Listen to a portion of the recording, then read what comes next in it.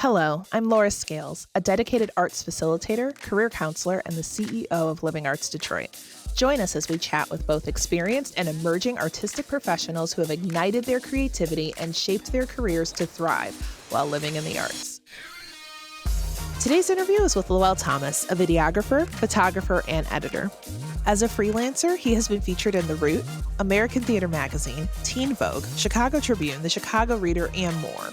We're going to learn a bit about making movies, how to choose who you work with, and that caring for your mind is caring for your process. One takeaway I can offer you already: think about the type of work you want to make, but also the type of life you want to live. For more, stay tuned. All right, let's just get right into it. Hi, Lowell. How are you today? I'm doing well. How about you?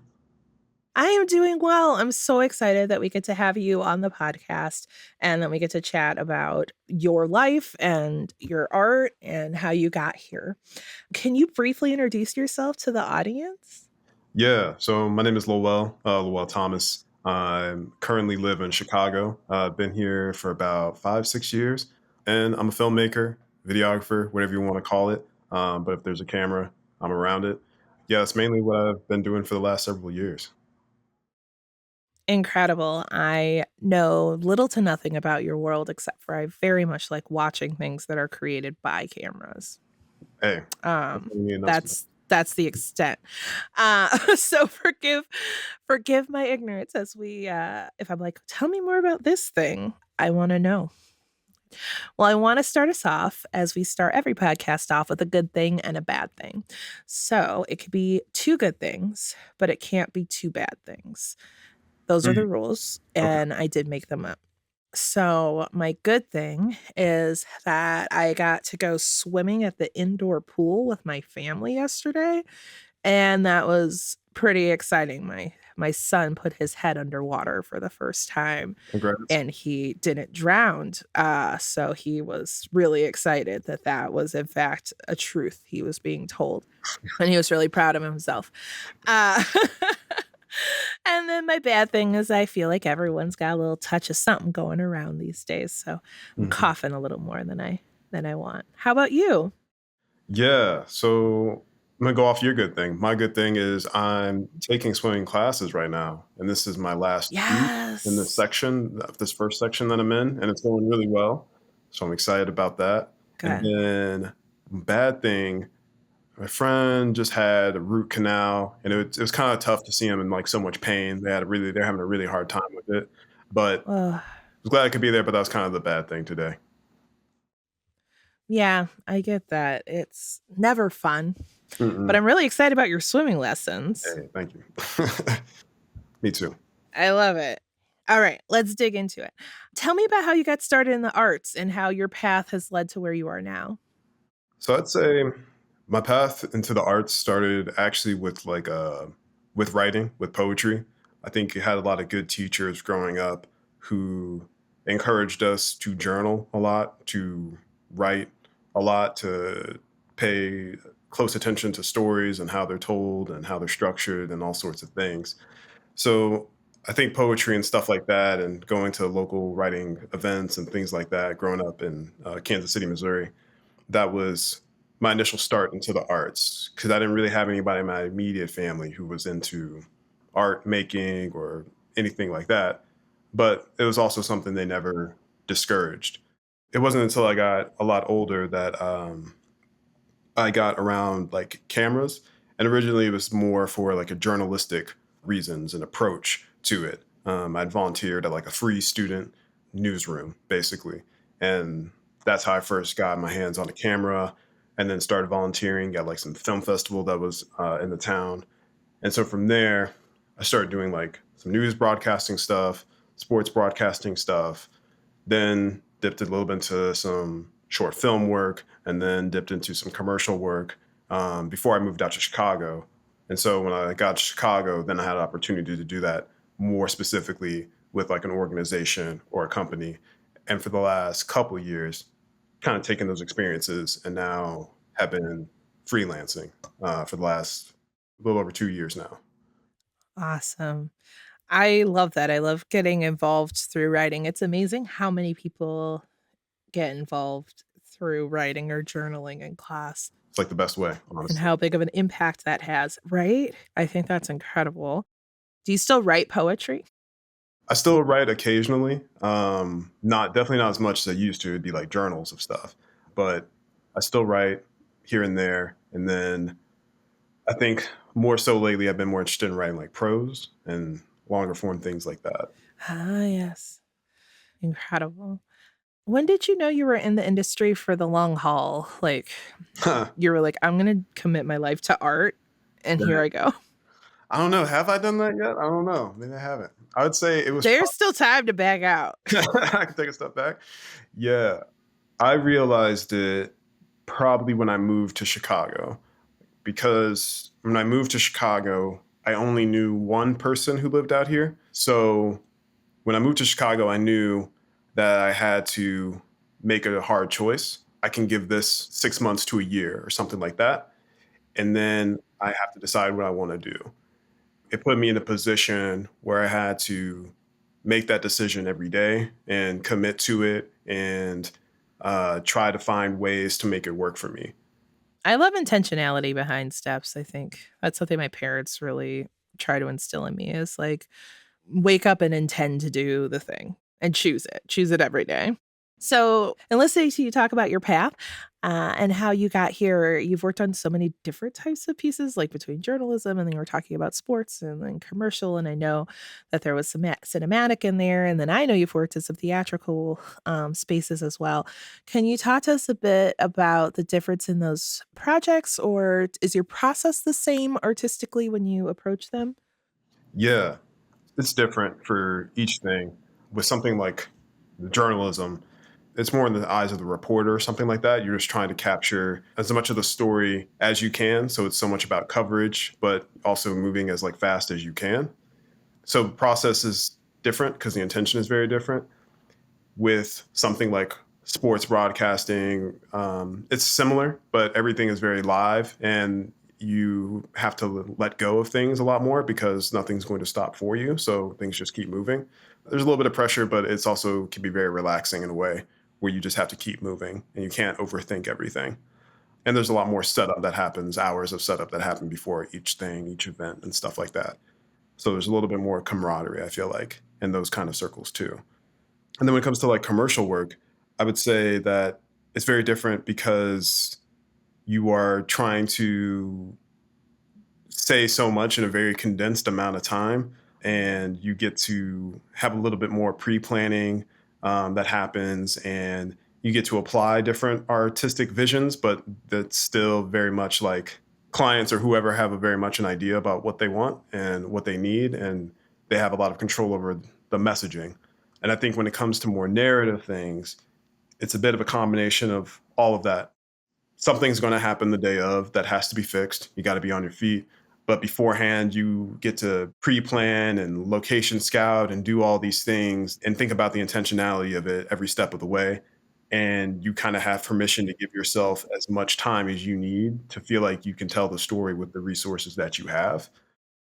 The collaboration, it's a long game, it's extensive, especially if you're on the project from pre-production until it's released. You got to work with the art direction, the actors, the editors, the colorists, sound people. So there's a lot of just extended camaraderie through more narrative stuff that I like as well. That's really exciting, all the different ways that you can kind of collaborate. Your brain must work in like an incredible way to be able to shift gears between all of what I imagine different mindsets of be based on pace and what you can control, what you can't control. And when you're freelancing, is that something that like you're conscious of? Do you need to get your head in the right space, or are you just so used to going back and forth between these amazing opportunities that you just switch it up on the go? Oh, I know before I go in, like what my mindset kind of needs to be. You don't get to stroke your chin too much when on certain projects. You got to just get in there and get it done. And then others, you have to take a more patient approach, and people are asking you to be a collaborator in a more integrated way. So you kind of have to, in a way, be willing to give a little bit more of yourself and a little bit more of your thoughts outside of set to the thing. So yeah, different approach for each. How has freelancing impact your artistic practice, like positively or negatively? What have you learned from freelancing? And like, how would you advise those who are looking to supplement their practice with freelance work or who are heading and like, no, this is what I want to do. I want to freelance. Freelancing, working outside of an organization has impacted my work positively, I'd say, because it puts you in a position a lot of times where you get to work with a lot of different people and you see a lot of different techniques and a lot of different work ethics and all sorts of things that you can then apply to yourself if you're like paying attention. With that said, you'll be on projects where it's like, that's not the sexiest project. That's not the most exciting project. Pretty much on every project you're on, there's always something to learn, new people to meet, and you just get to get that practice in. So I'd say overall, it's impacted me positively. And in terms of advice for folks who might be thinking about going into freelance, whether it's totally or just as like a supplemental thing, I would say the main thing to have in check is just the paperwork of it, really, because Mm, skills and stuff like that, there's so much of it that you'll learn just by like doing it and like really giving yourself time to study what you've done and study like how you work with other people. But I'd say mainly the paperwork, understanding how it affects your taxes, understanding how to schedule your own time, understanding how to, I think having a real sense of your workload capacity will come into play. yeah. And I think if you get those things settled in, then you give yourself time to get into the projects carefully and with a lot of thoughtfulness and a lot of intentionality. But also, you give yourself an opportunity to manage the money so that you can really Yes. start seeing some of the fruits of the things that you're doing. Incredible. Shifting gears slightly, what is some of the work that you are most and least proud of, and what did you learn from that? I'd say some of the work I'm most proud of has been recently with a friend of mine on a short film. It was the first time we filmed, we were using like sword fighting and all sorts of things were incorporated in there. It's one of the things I feel that come to mind as being proud of is it was one of those times where we worked through a lot of different obstacles, like the weather got in the way multiple weekends in a row. We had to Mm, reschedule a bunch and this and that. But despite that, we kind of figured it out. And I think ultimately, like we still had a good time and everybody was very good about advocating for what they needed. And I think that it was just a crew that was just committed to just figuring things out and trying to like work through things. And so it was really fun to be around that kind of optimism and that kind of energy. And it reminds you to like want to apply that in every project that you have and to, kind of just keep the vision as alive as much as possible. Um, so yeah, that's one of the projects I feel like pretty proud of recently, I'd say. that's incredible. What strategies have you developed to take care of yourself while working in the industry? Like, I think, you know, the arts seem very like, yes, sunshines and lollipops and playing dress up for a living. But, we also know that, there's a good thing and a bad thing about every industry. But how do you kind of prioritize self care as you're going about your path? The ways I prioritize self-care when I'm working is a lot of it's saying no to things. Actually, Mm, anxiety can manifest in productivity a lot of times, and people saying yes to a lot of things mm, and pushing through to do a lot of things because they feel like they have to get that experience, they have to get those points or meet these people and this and that. But being able to say no, yeah, it does create that space for you to do some of your best work. Maybe less opportunities, but those other opportunities can be more fruitful because you're able to really invest in it and kind of have an expectation for it versus just trying to get through something. And I feel like a lot of us find ourselves in a position where we're working and working just to get through something, just to get to the next thing, versus having like these real expectations for things and kind of being patient with it. So saying no has helped a lot. I love that. No being a complete sentence. Hmm. And also the Nap Ministry, as a previous guest also, quoted where it's like, "Rest is resilience." Makes me happy in my heart. So also as a person of color navigating this industry, do you have any advice for younger people of color? So most of our students are young Black, brown kids from Detroit. Yeah. I didn't know if you had any specific advice or things that you wish you had known at the beginning of your career, or maybe that like you would love for other people to know. I'd say especially as like a black person in the industry, one of the things I think is really important is you want to have the technical skills, some of the people skills and things like that. But it's really important to read. It's really important to understand your own sense of self and politics and things like that. So when you do kind of enter into these arenas, you have an easier time parsing out what's happening around you and how you can advocate for yourself, because I think there's a lot of black folks who've been in the industry that can't, it's not that not everybody's silent or anything like that, but some folks they can't like quite articulate or really say what it is and pinpoint what it is that is bothering them in a way, or don't have kind of maybe a previous understanding of how to organize folks around themselves or each other to like advocate for change or something new to happen. So I would say that's very important. And also that you want opportunities, but also make sure you're looking for people that you can really trust to surround yourself with.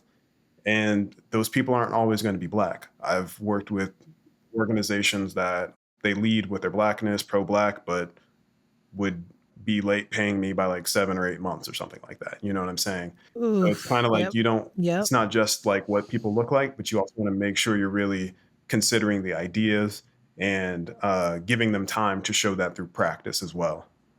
So I'd say that's one of the main things is just, yeah, understanding yourself outside of your work and just try to surround yourself with people who are actually advocating for you and who motivate you to be better yourself. And be better doesn't necessarily just come through the technical aspect, just like holistically. It reminds me of that old saying, all skin folks ain't kin folks. Not all the time. Not all the It's hard. time. But I mean, finding the people who embrace the same values, I think, as you. And I love the idea of like it does they don't always look like you, but if they have the same values as you, that's really what matters. That's great advice. I'm gonna take that advice as well Hey. as I'm walking through my day. Off topic slightly. What media are you consuming now that's like exciting or inspiring or stuff that you just like love? I just watched this horror movie called Talk to Me, which is this horror film that was really spooky and it was really creepy. And so I like how their approach to horror. It kind of felt nostalgic back in these high schoolers are in trouble and like a little bit of a who done it and whatnot. Yeah. And then yeah, I've been listening to a decent amount of music. I was just listening to a lot of music, like film sound scores and soundtracks lately. Went through like the Creed Yes. soundtracks. I went through the Oppenheimer soundtracks, the Barbie one, the Studio Ghibli ones. So I've been listening to a lot of those lately, and that's been fun as I'm doing like random stuff. Those have been in the last couple days for sure that have been like taking up my time that I've been listening through. And then I've been watching a show called Attack on Titan. I'm almost through the first season of it. Yes. It doesn't really fill you with hope. It's really gruesome and bleak, but it's No. interesting. It's very interesting. Oh, it's an emotional ride. I made it through the first couple episodes of Attack on Titan, before I was like, I think I'm gonna pass on this one. I'm not, Yeah, like, emotionally stable for it. I kept thinking about it, which is, like, the mark of good art, right? But, like, it wasn't good for me. it doesn't get better. So you hopped off at the right time. Okay, Yeah, it just gets much good. worse. So yeah, that was good on you. Anime will rip your heart out of your chest and then, like, make you stare at it for a while. Hmm. Oh yeah. What would you tell your younger self if you could go back in time about where you are now, about the industry, anything?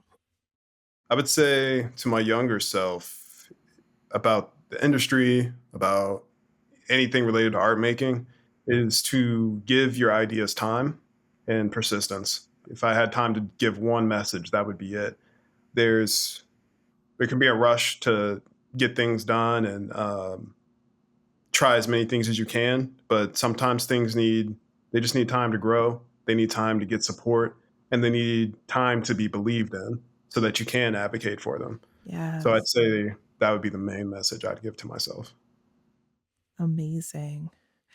What would you tell young people about their career aspirations in the art? Yeah, something I would say about to like young folks about the career aspirations is when you're first starting out, try to understand whatever medium you're in. Try to understand the process from top down about as much as you can. And then I think by doing that, you'll find what you really gravitate towards. And that will allow you to more naturally develop your focus as to like what you want to be doing. And when you think about your aspirations, you obviously want to think about the work kind of work you want to make, but also think about the kind of life you want to live. If you like to stay home or you like to do certain things, maybe you don't, for film, for instance, maybe you don't want to be on set every day, or that's not the thing. So maybe you're thinking about what do I do in post? Maybe I want to do more producing or something more in the finances or administrative aspect on it. And vice versa. If you don't like to just be at home or be in offices and this and that, you might want to think more about, okay, what technical skills or this and that do I need to have on set? And what experiences do I need to be on there? And what kind of projects do I take on so I can meet people to, start forming a team and, working together with folks to make things. So yeah, that's one of the main things I would say is understand things from the top down so that you can develop your focus. I love it. What advice for parents or caregivers whose children or nephews or nieces or grandkids want to go in the art? You as a successful person, what would you say to them? Advice I give to parents who have kids or relatives or this or that who are interested in doing something artistic is like, why not? It's kind of like what harm is going to come from a person learning more ways to express themselves, express their ideas, help others express themselves and their ideas? What's the worst that can come from that? And at the end of the day, they probably are going to learn some new skills that they can take with them throughout their entire life. They're not going to forget how to paint. They're always going to be able to, hit a two-step on beat at every event they go to if they know how to dance. You're going to and you're gonna a lot of times it allows them also to think more holistically or deeper about their own lives and about keep coming back to this word intentionality, but thinking about expressing themselves with intention, which will be something that's beneficial kind of no matter what field you go into. Yeah, it's a beautiful opportunity to expand how you think and also have fun learning something new. Yes, and I mean, like, you're right, they can take these skills with them everywhere, and if they like it, why not let them like it? Mhm. One of the things you had mentioned earlier is that you made a big move, a big leap for yourself in coming to Chicago. What advice would you have for people who are at a similar point in their career where they're looking at potentially moving to a city where they don't know anyone or they maybe know someone? Do you have any advice for them or words of encouragement? Moving to a new place is hard. If you're planning on moving to a new place, go into it with open arms. You're going to have to allow yourself to meet new people. And you can't just be caught up on like what you're leaving behind, but you have to be going there to embrace something and allow yourself to be embraced in some ways. And try to save up as much money as you can too, because you want to give yourself the freedom to explore a little bit if you can. So trying to keep things as affordable as you can for definitely at least the first like 6 months or so, while you're trying to figure some things out. When I moved to Chicago, there's a lot of fear about what if it doesn't work out and I have to go back home or I have to do something else. That might happen. But you moving to this city does not, or a certain city or a certain place does not determine, is probably not the goal, right? It's not, that shouldn't be the goal. It's like, I Yeah. got to be in this city to do this thing. Your artistic interest, your passions, and all these things existed before you set foot in that city. So just being in that place doesn't necessarily mean success for you. In some ways, you could be in a smaller place and actually have more success and have more freedoms and things like that. I say, for example, there's people who live in Michigan who work on big Hollywood films. They get called in, Mm. to work on those things, but they live in like Western Michigan or something like that. So it's not necessarily where you are that determines what you're going to do or what opportunities you'll have. So don't put all the pressure on just being in a place, and continue to focus on your craft and also just your own development as a person and how you treat other people.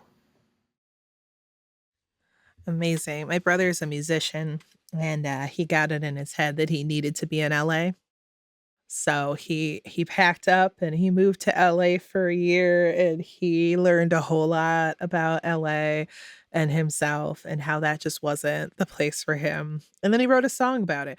So like it worked out. But I think with that, I think you're absolutely right, is that, why are you going? It has to be more than just this one thing that seems really important. He lives in Nashville now, so he's Oh bounced yeah, all nice. around from Yeah.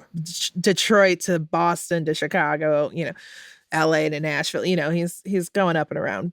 But I think that's really interesting. I went to Chicago for school, and then I didn't come back until later. So Yeah, really I've never taken that big move. I get comfy. I get cozy where I am. I just want to like same. stay in it for a minute. What does your own artistic process look like? Do you have rituals or routines in place that help your own creative process? For me, when I'm trying to make something or work on something, it always starts off with an outline and usually some degree of meditation. Just giving myself space to clear my thoughts and break things down to the simplest points, and giving myself room to be honest with myself without judging myself too hard one way or another. I think it's important to celebrate, when you feel like, oh, I made a little bit of a breakthrough here. I might do a little something here or there, but not to let that become too addicting and to keep, things moving. I think for me, it's kind of like it allows me to set things up so that I can take it through step by step. In this outline, it doesn't feel like it's doing what I want it to do, then that's okay. I just kind of like will readjust from there. But I'd say meditation and outlining are two very big things that I like to do as an artistic process. And sometimes outlining looks like bullet points. Sometimes it looks more like a storyboard. And sometimes it looks like notes from a conversation. I love that. And then in terms of meditation, are you one of the like people who could just like sit and calmly go into a place, or do you like have an app, or you like a YouTuber? How do you come to meditation? There's a decent amount of times I come to meditation just because I'm tired and I don't want to get out of bed. So I'm just like, all right, Sure. let me just. Outside of that, I think I come to meditation pretty much anywhere. I could be on a train. I could just be sitting by the lake. It could be in a room, just kind of staring at a wall. So yeah, it comes anywhere.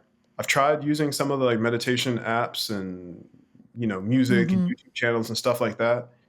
But for the most part, I like to keep the pathway to meditating or thinking in that kind of way as clear as possible, needing as few things as possible to kind of tap into that. I like it. I'm one of those walking meditators. Like Oh, yeah. if I sit still and it's not guided, all bets are off. But if I'm walking, I can meditate about for hours. Oh, yeah. Uh, just need to do that. Nature walks, not hiking. Nature walking. Yeah, a good That's walk for there's a some difference indefinite for me. miles, Yeah. it does wonders. Yeah. Yeah. That's I might do that after this. I might take the dog with me. I get caught sometimes. I walk too far and I have to turn around. I'm like, "Oh, damn. I I gotta know. turn around at some point. Yikes. Might have walked too far." Right? Yeah. I might have walked too far. Fortunately, I have a very adorable dog with the tiniest little legs. He weighs 55 pounds, but he has like tiny baby dog legs. He's a pocket bully, an American bully pocket size. So he's our rescue, but somebody made him. They were like, yes, this is what a dog should look like. Mm. So he and I are working on getting him past a mile, but we do Oh, have to nice. stop. And right, like I become one of those, like, I've had dogs before, but I've never been a dog mom before. But now I like have like his snacks and his little water, and he has a sweatshirt for when it's cool outside, but he also has a cooling vest for when it's too hot. Ooh. And like we slowly but surely, like he just got to a mile. And so I was so proud of him. I was like, you got to a mile. And then I drop him off at home and go finish my walk. But yeah, he keeps me from going too far and coming back. But he loves walking. Just tiny little legs. Our last question for you today is from the community. So Oric writes, what is your number one preferred video editing software / program? And then do you have any favorite editing techniques? Favorite software? Pound for pound, I'd say it's DaVinci Resolve is probably my favorite one. You should definitely know how to use Premiere Pro and learn as much about the other ones as you can. But that would probably be my favorite one. Everything's so neatly contained within there. And for bigger projects where you might need a little more teamwork and collaboration, I'd say Premiere Pro is usually a good way to go. And then I don't have any favorite editing techniques. It kind of just depends on what's needed. But I'd say that editing wise, usually the basic stuff works pretty well as long as it's well timed and it's considerate of the story being told. So it just kind of depends on what needs to happen. Well, thank you so much for joining us today and answering all these questions. We'll have links in the show comment to your bio or any recs you have. I know that there are some things that I'm going to be looking into, and some words of wisdom that I really appreciate. So thank you for coming on and joining us today. Hey, thanks for having me. It was really fun talking with you. And I'm glad to see things are going well over there. Living in the Arts is hosted by Laura Scales, with original music and editing by Jason Duran. It's produced by Claire Howe, and our podcast coordinator is Colin Shy. Living in the Arts is made possible in part by the MGM Resort Foundation and by donors like you. For more information about anything our guest mentioned, be sure to check out the show notes. To learn more and support Living in the Arts, please visit livingartsdetroit.org. Thank you so much for joining us and so much for listening.